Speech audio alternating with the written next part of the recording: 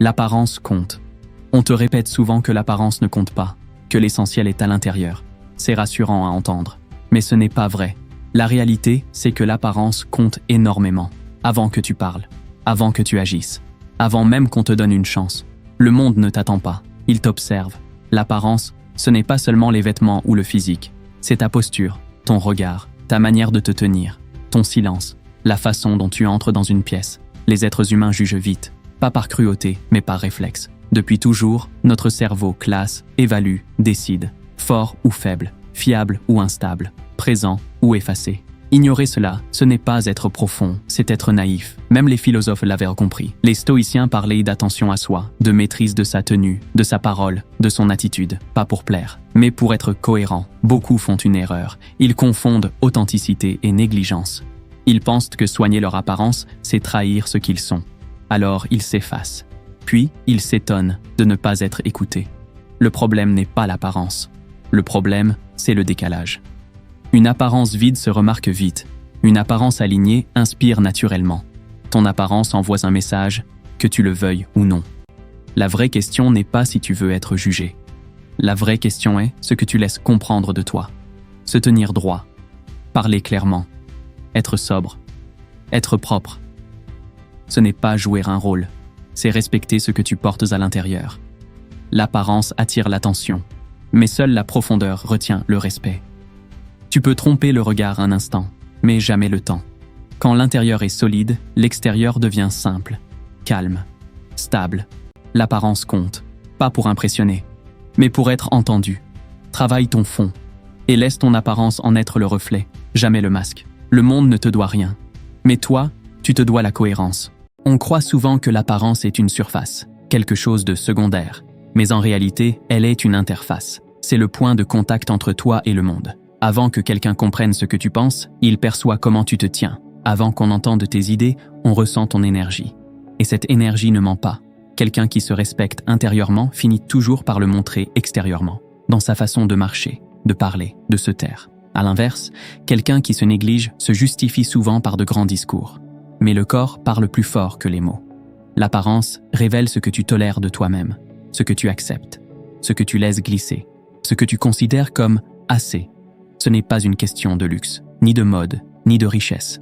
C'est une question de discipline intérieure. Les anciens le savaient. Ils accordèrent de l'importance à la tenue, à la sobriété, à la retenue. Non pas pour être admirés, mais pour rester droit face au chaos. Quand tout vacille, l'apparence devient un point d'ancrage. Elle rappelle qui tu es, même quand personne ne regarde. L'erreur moderne, c'est de vouloir convaincre sans incarner, de parler fort sans être stable, de demander du respect sans se respecter soi-même. Le monde ne répond pas aux intentions, il répond aux signaux. Et ton apparence est un signal constant. Elle ne fait pas de bruit, mais elle parle en permanence. Alors la vraie question n'est pas « que vont penser les autres ?» mais « est-ce que ce que je montre est fidèle à ce que je vaux ?» Quand l'extérieur et l'intérieur sont alignés, tu n'as plus besoin de forcer, ni d'expliquer, ni de prouver, ta présence suffit. À un certain moment de la vie, on comprend que l'apparence n'est plus une question de regard extérieur. Elle devient une question de vérité intérieure. Quand tu es jeune, tu cherches à être vu. Quand tu mûris, tu cherches à être juste. L'apparence cesse alors d'être un outil social. Elle devient un miroir brutal parfois, parce qu'il ne reflète pas ce que tu dis être, mais ce que tu es prêt à incarner chaque jour. Il y a une fatigue particulière chez ceux qui jouent un rôle, une tension invisible, un effort constant pour maintenir une image qui ne correspond pas à leur centre. Cette fatigue ne vient pas du monde, elle vient du décalage. Le corps finit toujours par trahir l'esprit. Les épaules s'affaissent, la voix hésite, le regard fuit. Ce n'est pas un manque de talent, ce n'est pas un manque d'intelligence, c'est un manque d'alignement. À l'inverse, quelqu'un d'aligné n'a rien d'impressionnant au sens spectaculaire. Il est calme, sobre, stable, mais il occupe l'espace sans le prendre. Il n'impose rien, il est là. Et cette présence vaut plus que 1000 démonstrations. L'apparence devient alors une discipline silencieuse, un rappel quotidien. Je me lève, je me tiens droit, je fais attention, pas pour les autres, pour ne pas me trahir. C'est là que beaucoup se trompent.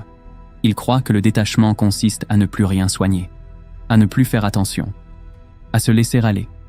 Mais le vrai détachement n'est pas l'abandon, c'est la maîtrise, Les stoïciens ne prenaient pas le laisser-aller.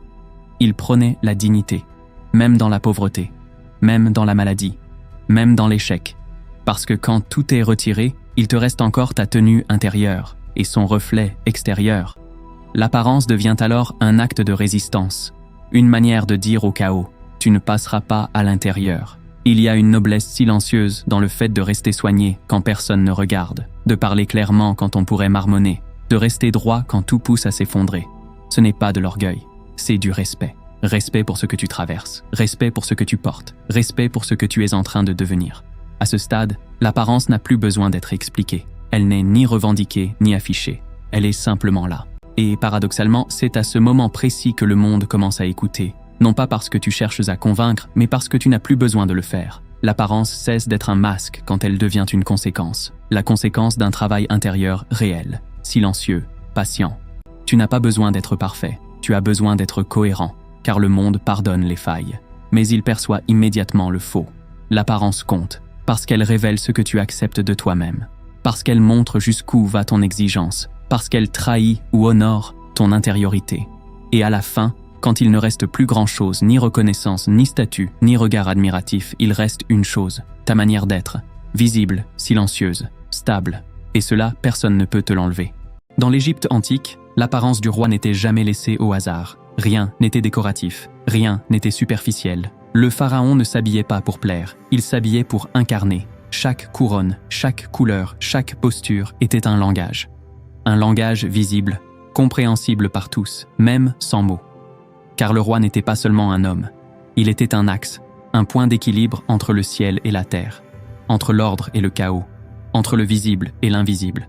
Son apparence ne servait pas à se distinguer des autres hommes par vanité, mais à rappeler une vérité fondamentale. Tout le monde n'occupe pas la même fonction dans l'ordre du monde. Le pharaon portait la couronne non pour s'élever, mais pour supporter le poids de Maat, l'ordre cosmique. Sa tenue était une responsabilité, pas un privilège. L'or qu'il portait n'était pas une richesse. C'était la matière des dieux, un rappel permanent que sa personne ne lui appartenait plus. Même seul, même sans témoin, le roi devait rester droit, soigné, mesuré, parce que son apparence n'était pas tournée vers les hommes, mais vers l'éternité. Dans cette civilisation, on savait quelque chose que nous avons oublié. L'apparence n'est pas une surface, elle est une fonction rendue visible. On ne devenait pas roi parce qu'on portait la couronne. On portait la couronne parce qu'on acceptait de devenir autre chose qu'un simple individu. Et cette logique ne concernait pas que les rois. Les prêtres, les scribes, les bâtisseurs, tous avaient une tenue, une posture, une manière d'être. Non pour se comparer, mais pour rappeler à chacun sa place, son rôle, sa dignité. Aujourd'hui, nous avons inversé le sens. Nous utilisons l'apparence pour masquer le vide, pour compenser l'absence, pour crier ce que nous ne sommes pas encore devenus. Alors que dans l'Égypte antique, l'apparence venait après l'initiation, après la discipline, après la transformation intérieure. Le pharaon pouvait être couvert d'or, mais il était avant tout couvert de devoirs. Il devait être stable quand le peuple doutait, silencieux quand la peur montait, présent quand le chaos menaçait. Son apparence était une promesse, la promesse que l'ordre tenait encore, et c'est là que se trouve la leçon essentielle. L'apparence ne devient dangereuse que lorsqu'elle précède l'être, mais lorsqu'elle en est la conséquence, elle devient une force tranquille. Tu n'as pas besoin d'être un roi, mais tu as une souveraineté intérieure à assumer. Tu gouvernes ton corps, ton attention, tes paroles, tes actes. Et comme dans l'Égypte antique, ce que tu montres dit au monde si ton royaume est en ordre ou non. Se tenir droit n'est pas un détail, c'est un symbole. Être soigné n'est pas futile, c'est une déclaration silencieuse. Parler avec mesure n'est pas de la retenue, c'est de la maîtrise.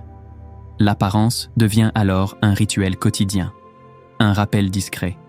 Je suis responsable de ce que je représente.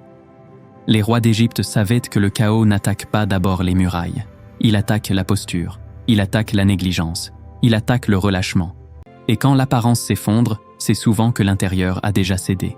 Voilà pourquoi l'apparence compte, non pas pour être admiré, mais pour maintenir l'ordre en soi, non pas pour dominer, mais pour rester digne, même dans l'épreuve. À la fin, il ne s'agit pas d'être vu, il s'agit d'être juste. Comme les anciens rois, tu n'es pas jugé sur ce que tu possèdes, mais sur ce que tu incarnes. Et quand le monde devient confus, bruyant, instable, celui qui reste droit, sobre et aligné devient, sans le vouloir, un repère. L'apparence n'est pas une illusion, elle est une responsabilité, et ceux qui l'ont compris n'ont jamais eu besoin de parler fort. Si ce contenu t'a parlé, abonne-toi. Ce n'est pas pour le bruit, c'est pour rester aligné.